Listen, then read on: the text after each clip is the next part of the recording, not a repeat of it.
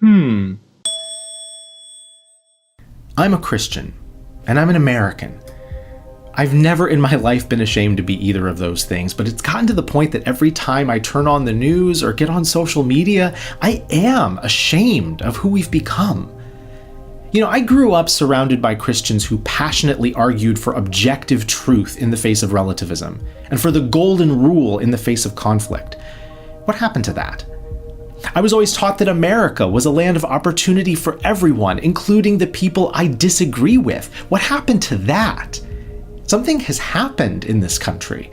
We've succumbed to black and white thinking and perpetual outrage, always looking to paint someone as an enemy we can rally against instead of seeing them as fellow human beings or fellow children of God. And it's not limited to any one issue or situation or political party. It's all of us. It's a willingness to dehumanize our opponents that's infected the whole country. And it's not the fact that we disagree, it's the way that we disagree. Because yeah, some things are wrong and worth fighting against, but not every person who disagrees about something is an enemy, and it's too easy to start defining ourselves by what and who we're against, instead of by what we're for. I mean, what are we for? Where's our moral center? I don't mean the reason for your position on an issue. I mean the principles that guide how we disagree and how we treat the people we disagree with, like when Jesus says to love our enemies. Do we even believe that anymore? So instead of just complaining, let me tell you what I'm for. First of all, I believe in truth. Some things are true and some things aren't. Truth is not a popularity contest. There are at least two sides to every disagreement, but that doesn't mean they're equally right. You can be sincere and still be wrong. And I believe the truth matters, especially when it's uncomfortable. Because if you only care about the truth when it supports your view, then you don't care about the truth at all. But as an American, I also believe in freedom. Freedom of religion, freedom of speech, freedom to disagree. We may not always agree about what is true, but we should care enough to work together to find out. So I believe in dialogue, because I believe that exercising our freedoms well requires a healthy, ongoing public exchange of ideas where we care together about what is true, not just about winning the argument, where we fight for one another's right to differing opinions about how to respond to those truths, and where we actually listen to and learn from each other, because that's how you get nuance. And I believe in nuance, because some things are right and some things are wrong, but sometimes the answers are complicated and we will miss them if we're not willing to venture outside of our comfort zones. And that's why I'm scared. Because that nuance is becoming increasingly difficult in our modern social media landscape. We measure our worth in likes and shares and retweets, and you get those by preaching to the choir, not by challenging yourself or asking nuanced questions.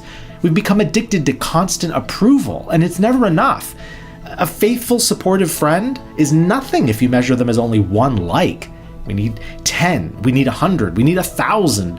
And look, I'm not immune. I'm making a YouTube video for crying out loud, but I'm genuinely concerned because when you need constant approval, there's no room for constructive criticism or listening to people who disagree, because you've got to keep surrounding yourself with people who cheer you on and tell you to ignore your critics because you and your beliefs are perfect. All of us telling each other what our itching ears long to hear. And you become afraid to stray from the party line on anything because you can't lose that morphine drip of approval. Look, I'm not longing for some imaginary good old days. As Christians and as Americans, we've never fully lived up to our own ideals. We've had slavery and inequality and wars, but our failures don't invalidate our aspirations. When the founding fathers wrote that all men are created equal, it was an aspirational view, even though they failed to follow through by applying it equally to women and people of color. This is precisely why we need relationships with people who disagree with us. Nuance means that even great people working for great things can make mistakes and have blind spots, and that includes us. So maybe you're right about what your critics need to change, but that doesn't mean that you or I don't have things that we need to fix too. And I'm worried that we've all gotten so fixated on our culture war mentality that we're only giving lip service to fixing ourselves, using that false humility as a cover to let us tear down our opponents and sometimes even our allies for not being good enough, forcing them to prove themselves worthy in our eyes by saying all the right things and endorsing all the right causes. No room for nuance or honest disagreement or grace for those who still need to learn, just my way or the highway. And so each of us decides to go my way. No questions, no curiosity, just I know it all. And thanks to the internet, we each have our own platform from which to declare our own received wisdom and see what kind of following we can amass. And you know, there is wisdom out there.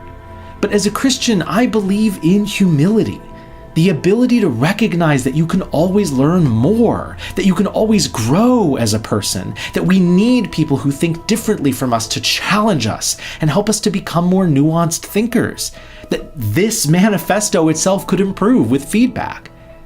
And I believe in grace.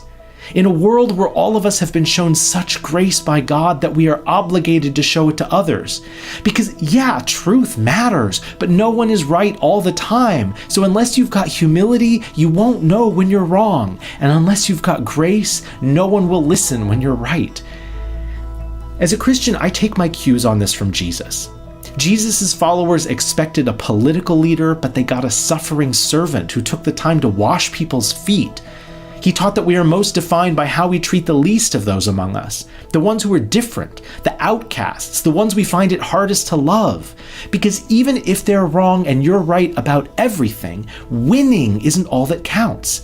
Jesus said, "What does it profit a man to gain the world but lose his soul?" I'm worried that we're all losing our soul in our quest to win these little cultural battles. So here is my call for a return to these core values: truth, freedom, nuance, humility, grace, and ultimately love for God and for country and for ourselves, but also for our opponents and our critics. This is what it means to me to be an American and a Christian.